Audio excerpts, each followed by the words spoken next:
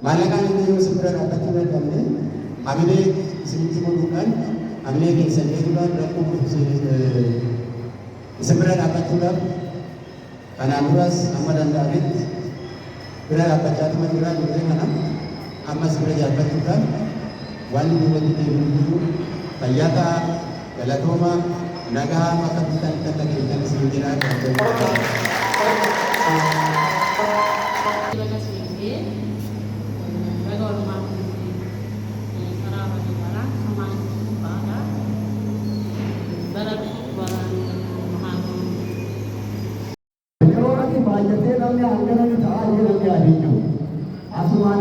yaada biyya gabaabsee gaafa gara aanaa habruutti deebi'u waldaan duroota aanaa habruudhaa ni lagatee jira. Ni lagate maaliif namoonni jajjaboonni jiranii waldaan kun waan achitti dhaabbatee hojii guddaa hojjechuu dandeenya. Namoonni jajjaboo jiran kun faayidaan ala uumaa ta'aa jiran.